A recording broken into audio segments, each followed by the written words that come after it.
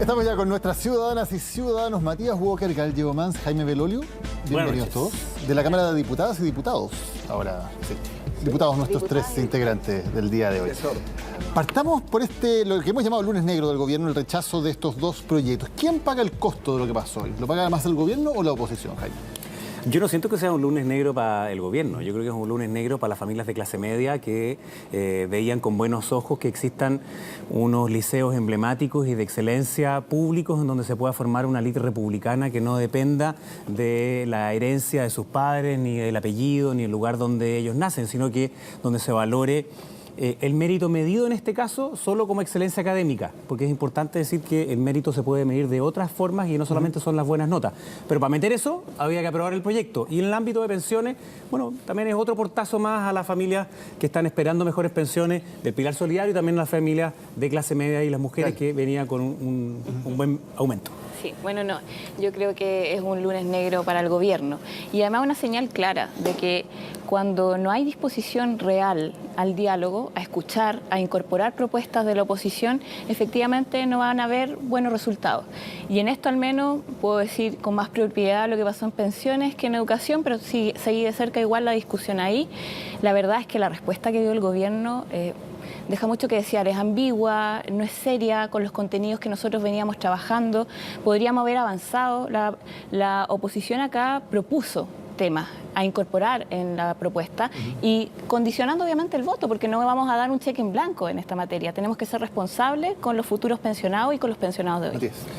Lo que nosotros hemos dicho respecto de educación es que queremos que sean las familias las que puedan elegir el colegio de sus hijos, de entre todos los establecimientos, sin ninguna clase de discriminación. Recordemos que la actual ley permite que hasta un 30% de las matrículas se asigne de acuerdo al rendimiento académico.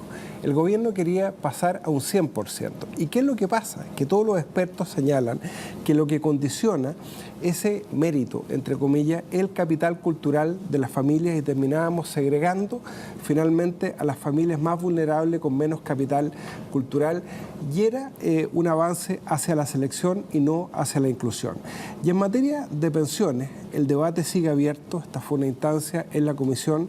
Yo creo, y en esto coincido con Gael, el gobierno tiene que escuchar más y tiene que abrirse a un mecanismo de solidaridad intergeneracional para hacernos cargo de los cientos de miles de jubilados de clase media que jubilaron en pésimas condiciones bajo el sistema de AFP. Y falta un mecanismo de solidaridad intergeneracional en favor de los que ya jubilaron. Escuchándolos me da la impresión de que el proyecto de admisión justa queda muerto y enterrado y que en cambio la reforma previsional hay espacio todavía para consensos. Oye, pero déjame decir una cosa previa, porque yo creo que estás equivocado, Matías, porque el proyecto de admisión justa decía que al menos la mitad de la matrícula tiene que ser para estudiantes vulnerables. Por tanto, es la valoración del mérito medido como excelencia académica junto con inclusión. Pero y 100% al rendimiento académico. Bueno, como es en muchas partes del mundo, como es en Cuba, como es en Alemania. Sí, en Cuba tienen la escuela Lenin y la escuela Lenin escoge, ahora obviamente por otros criterios. No me gusta mucho el modelo cubano. A mí tampoco. De hecho, no me dejaron entrar. El punto es otro. El punto es si uno cree que uno puede formar una élite republicana a partir de séptimo básico en donde haya inclusión y al mismo tiempo mérito medido en las buenas notas. Y la respuesta fue que no, fue portazo en la cara diciendo que esto teóricamente venía a volver atrás al sistema de selección. No es así. Tanto así que hoy día existe el 30%. O sea, si fuera a volver atrás, no, es que el tema no cuadra. Están ampliando la selección. No se está ampliando. Simplemente nosotros queremos que los liceos 100%. emblemáticos que han hecho pedazos en la izquierda en los últimos 5 o 10 años, que han perdido matrícula, que han perdido significancia y que han perdido preponderancia en las instituciones y hoy día más selectivas, nosotros queremos recuperarlas. Entonces, todo ese discurso que habla de la educación pública, pero al mismo tiempo lo hace pedazos, nosotros de verdad nos queríamos preocupar. Y el de pensiones, yo creo que tú tienes razón, Daniel. Es más fácil que se apruebe por una razón bien sencilla. El beneficiario es demasiado claro. Son 2,5 millones de personas las que se ven beneficiadas aprobando el proyecto. Entonces, algunos se hacen los lindos en la comisión, pero cuando llega la hora de verdad, porque si se rechaza la idea de legislar, significa que vamos a tener un año completo sin poder hablar sobre pensiones. sobre pilar solidario, Eso sí es que el sobre pilar gobierno así lo contributivo, etcétera. Entonces, yo me imagino que no van a estar dispuestos a eso. Bueno, es que la verdad es que eso es si es que así lo insiste el gobierno en su postura. Al menos nosotros lo que hemos dicho desde un principio es que separen el proyecto. Avancemos con el pilar solidario. Efectivamente necesitamos mejores pensiones también para quienes hoy día reciben 110.000 pesos, 100.000 pesos, que la verdad es miserable, no se puede vivir con ese dinero. Y de hecho, hoy día incluso se lo señalamos al gobierno. Si lo presentan dentro de la ley de presupuesto, también se podría aumentar el presupuesto para el pilar solidario. O sea, perfectamente hay otros mecanismos. El tema es que acá ha habido también una posición sesgada, cerrada. Lamentablemente no quisieron incorporar la solidaridad en el pilar contributivo. ¿Qué significaba eso? Que no solamente tuviéramos la capitalización individual que existe hoy día, que es un sistema que ha fracasado. Hoy día la promesa de que la AFP van a administrar mejor nuestras pensiones fracasó.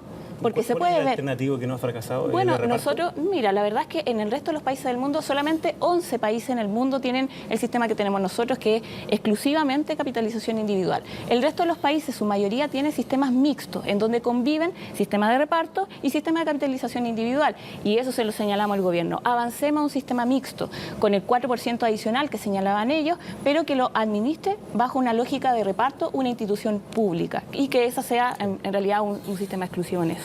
Yo, respondiendo directamente a la pregunta, Daniel, creo que hay más posibilidades de aprobar la reforma previsional, a diferencia de lo que hizo Chile Vamos cuando era oposición, que se negó a legislar la reforma de la presidenta Bachelet, que lo que decía es ni un peso más a la AFP.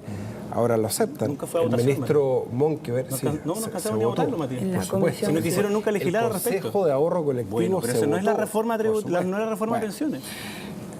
Votaron en contra de la idea de legislar el Consejo de Ahorro Colectivo, que permitía que un ente estatal distinto a las AFP, haciéndose cargo de la tremenda crisis de legitimidad que tienen las AFP, pueda administrar este 4% de cotización adicional. Pero ahora lo interesante es que el gobierno se abrió a esa posibilidad y yo valoro esa apertura. ¿Cuál es el problema?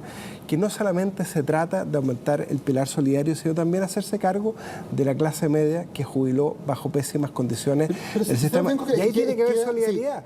Y el gobierno tiene la palabra. Se vote en la sala, uno o 2 días. Mañana o pasado. Por eso, Mañana o pasado. ¿Qué tiene que pasar? Le pregunto a los dos diputados de oposición. ¿Qué tendría que pasar para que ustedes estén dispuestos a votar a favor? Daniel, para terminar la idea, el gobierno tiene la palabra, tiene que introducir un mecanismo de solidaridad intergeneracional, sea vía aporte fiscal, sea mediante cotizaciones o sea mediante un seguro intergeneracional de solidaridad.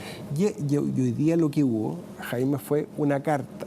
Y eso es insuficiente, tiene que presentar indicaciones, algo concreto que sea tangible, no para nosotros, para la gente que jubiló en pésimas condiciones bajo el sistema de AFP, que perdieron toda legitimidad.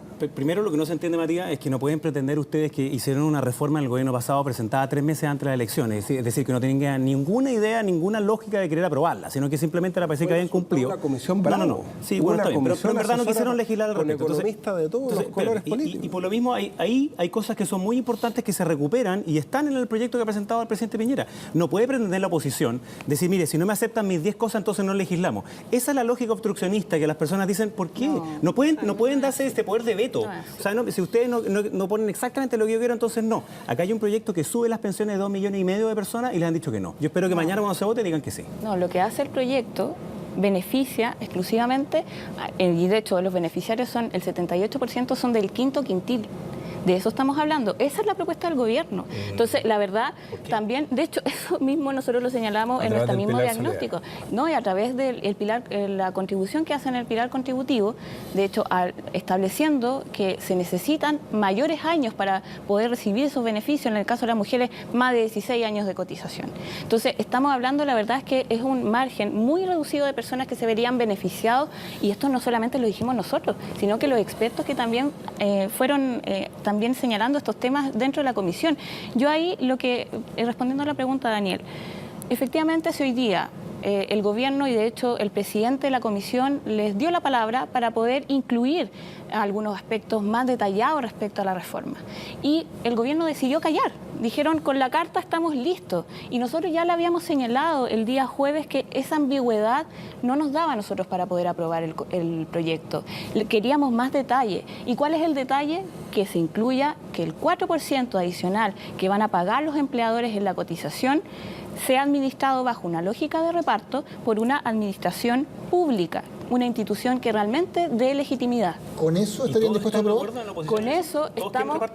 Porque el sistema de reparto es un sistema fracasado en el mundo completo. Pero mira, no hay ningún lugar en donde Jaime, haya funcionado el hablemos reparto. de solidaridad. Pero es que eso es distinto. Lo que pasa es que me interesa saber qué es lo que quiere la oposición. ¿Quiere un sistema de reparto o quiere un sistema de solidaridad? La propuesta de la Comisión Bravo, la propuesta de la presidenta Bachelet y la propuesta nuestra como Democracia Cristiana es solidaridad intergeneracional.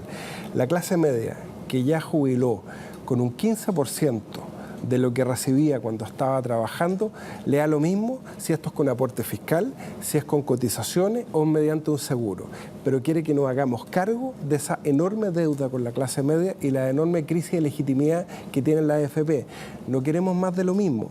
Y en ese sentido el gobierno todavía tiene tiempo, 1 o 2 días, para dar una señal más clara en favor de un mecanismo de solidaridad. Eso es lo que esperamos nosotros, pues es lo que esperan cientos de miles de jubilados. Pero es que yo creo que es interesante esa discusión, Matías, porque se pidieron 10 puntos. De los 10 puntos el gobierno dijo al tiro que podía aceptar como 4. Otros que podían verse en la misma discusión, pero si que rechazan la idea de legislar no hay ninguna opción de hacerlo. No, siquiera hay que esperar un año más. Entonces cuando dicen esta lógica, mira, dividamos el proyecto, ya lo hicieron antes. Lo hicieron para el proyecto, con Michelle Bachelet, y aprobaron solamente el aumento y después no se hizo lo otro. Nosotros no estamos dispuestos a mantener exactamente como está hoy día el sistema de pensiones. Queremos cambiarlo y como queremos cambiarlo, queremos mejorarlo. Entonces tampoco es cierto de que el proyecto vaya a mejorar solo los del quinto quintil. Si la mayor parte del dinero va a mejorar las pensiones básicas solidarias, y donde aumenta más aquellas personas que tienen más edad, más un seguro también. Entonces, es el aumento. Bueno, tenemos que hacernos si usted cree que es poco, entonces díganos ¿cuánto más ustedes podrían hacer si fueran gobierno y cómo lo financian? Pero no digan después de que en 30 años más y vamos a ver cómo decían los de no más. Nosotros propusimos una fórmula concreta, un proyecto de ahorro colectivo que decía ni un peso más a la AFP, mantenía el sistema actual sobre la base de la cotización del 10% adicional, pero ustedes se negaron a la idea de legislar. Ese es el problema, Jaime. No, era un pésimo proyecto que ni siquiera ustedes mismos defendían. Y hoy día, si ustedes proponen que el 4%, o el 5%, o el 6%, o el 7%, vaya a un ente distinto a la AFP, está completamente abierta la posibilidad. Pero para eso tienen que aprobar la idea de legislar. Porque si no le pegan un portazo a la familia. Ahí yo quiero hacer una apreciación. Lo que dijo el gobierno mediante su respuesta es que ese 4% adicional podría incorporarse también un administrador público, además de la AFP, además de las compañías aseguradoras, además de esas entidades que ya están incorporadas en el proyecto y que lamentablemente es más AFP. Es entregar más recursos a las administradoras de pensiones, cuando hemos visto más cosas durante este tiempo. Hemos visto que además han mentido la AFP respecto a la rentabilidad de las personas. Entonces, ¿cuál es la legitimidad que tiene hoy día ese organismo para poder administrar las pensiones? La verdad es que es nula o cero. Y por tanto, acá lo que se necesita es una reforma real. Esto no es una reforma real. Esto mantiene y profundiza el modelo que tenemos y que ha fracasado, como lo hemos señalado durante todo este tiempo. Nos quedan muy pocos minutos, pero quiero llevarlos a otro tema muy discutido en el día de hoy, que es el tema de Cristóbal Piñera Morel y las revelaciones del medio digital Interferencia sobre negocios con el Estado de una empresa que él fundó y que, según dijo él, de la cual se desligó a mediados del año pasado. ¿Les parece importante la denuncia? ¿No les parece relevante? ¿Les parece que es parte de la discusión política o no? Gael, partamos contigo. No, bueno, yo creo que siempre cuando hablamos de estos casos es necesario poder hacer una revisión y obviamente que es importante para la política que podamos hablar de esto. Poder develar estas situaciones y el poder enfrentarlas de cara a la ciudadanía, yo creo que es un primer paso. Ahora, creo que ahí también hay que tomar medidas. Yo creo que hasta ahora se han tratado de tomar algunas medidas en esta materia, pero sin embargo creo que no han sido las suficientes y tenemos que seguir avanzando en esa materia. A ver, yo no quiero hacer el escarnio público que hizo la entonces oposición con la familia de la presidenta Bachelet. Incluso el presidente Piñera, cuando era candidato, hizo una frase muy desafortunada. Decía, yo no tengo nada que arrepentirme respecto de lo que han hecho mis hijos, como diciendo yo lo he formado bien. Mira, yo creo que acá hay que ser muy objetivo, hay que aclarar cuándo Cristóbal Piñera vendió las acciones, entiendo que fue en julio del año 2018. Entiendo que él antes había cedido la administración y por lo tanto no hubo un aprovechamiento de contratos que se pudieran haber hecho con el Estado. Eso es lo que él ha señalado el día de hoy. Yo creo que es una situación que lo puede aclarar Impuestos Internos, porque todas estas cuestiones se informan en Impuestos Internos. ¿Cuándo dejó la administración? ¿Cuándo se dio las acciones? Si percibió dividendo o no, eso se informa en su declaración de renta, pero yo creo que tampoco es bueno hacer escarnio público de estas cosas, ser muy objetivo, porque finalmente con la familia de las personas no se juega, pero obviamente la opinión pública tiene derecho a aclarar estas circunstancias. Jaime. O sea, por supuesto que la opinión pública y el periodismo y todos tenemos derecho a conocer cuáles son las circunstancias exactas. Las reglas son las mismas para todos, digamos, sin importar cuál es el apellido y la conexión política que tengan. Lo que ha dicho él mismo, y yo le creo, lo conozco, me parece que es una persona respetable, dijo que primero había cedido a la administración y luego que hizo la venta finalmente de las acciones. Entonces, si la pregunta es, ¿participó él en la decisión o en algo que tuviese que ver con la contratación? La respuesta es no. Entonces, si de ahí se quiere deducir otras cosas, porque los titulares nos decían fundó, ligada. Entonces, claro, lo que dejaban entrever es que él había recibido esos ingresos, lo cual es falso. Entonces, yo esperaría también en eso que aquellos que quieren simplemente oponerse al gobierno por distintas razones sean también rigurosos. Porque así como piden rigor, por ejemplo, en el caso Cabal, en que obviamente se exigió rigurosidad, una comisión investigadora. Es muy distinto la acusación de estafa que se dio, la acusación de las presiones para cambiar el uso de suelo, donde se habían beneficiado directamente, que aquí hay una cosa que es completamente distinta, que es transparente. Los militantes de la UDI.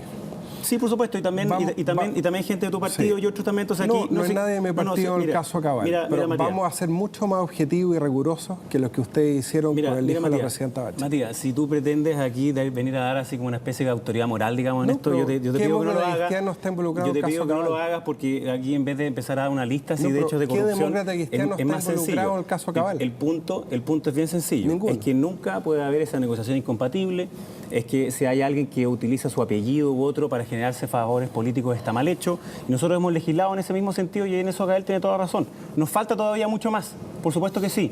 Falta más transparencia desde el aparato público, desde los municipios, desde la contratación y otro. Obvio que sí, eso es parte del desafío, pero también simplemente porque tienen apellido Piñera, entonces no pueden hacer ninguna otra cosa, no es algo razonable. O sea, yo creo que efectivamente hay un tema legislativo que estamos al debe, pero también hay un tema ético y de definiciones políticas de los partidos. A mí me parece que, sí, y no lo digo por este caso en particular, sino que por todos los casos que hemos estado hablando. O sea, en el caso Cabal hay varios militantes que estuvieron involucrados y que siguen militando hoy día en el partido de la UDI. No, ninguno. Y también estamos, o sea, no me refiero al caso Cabal en particular, pero por ejemplo, Iván Moreira sigue militando también. Entonces, hay otros casos y yo creo que ahí hay que ser rigurosos también en nuestras militancias. Y lo digo también, porque si en el caso que en Frente Amplio hay un militante que está involucrado en algunos de estos casos de corrupción, por lo menos por mi parte, y yo sé que también por el resto de la colectividad, no vamos a aguantar que esa persona siga militando. Lo importante, Daniel, perdón, la buena fe se presume. El que alega la mala fe tiene que acreditarlo. En este caso, él ha dicho que no participó ni como accionista ni como administrador. Yo también le creo. Y si hay alguien que sostenga lo contrario, puede pedir un oficio al Servicio de Impuestos Internos y aclarar cuándo dejó de ser propietario, cuándo dejó de ser administrador. Pero tampoco vamos a hacer aprovechamiento político. Yo estoy de acuerdo con que hay que tener... Si alguien te acusa de algo que es falso, ¿cómo tú vas a probar lo contrario? No, porque efectivamente se puede hacer, y efectivamente también se pueden hacer indagaciones por Servicio de Impuestos Internos y él también podría dar cuenta de esa de manera transparente. Yo creo que también hay que tener un poco de posición más activa en esta materia para poder despejar esas dudas. Y si pueden hacerlo ellos mismos, yo creo que habría que avanzar también en ello. Gael, Matías, Jaime, muchísimas gracias por habernos acompañado hoy en Ciudadanos de Televisión. Hoy día peleamos menos. Pelearon menos, es verdad. No, para que lo pasó yo creo que discutimos, que es distinto, que es parte del Parlamento. Que es parte de la discusión y de los distintos puntos de vista, como siempre. Muchas gracias por habernos acompañado. Gracias a ustedes también. Nos encontramos mañana con otro tema tratado en 360. Muy buenas noches.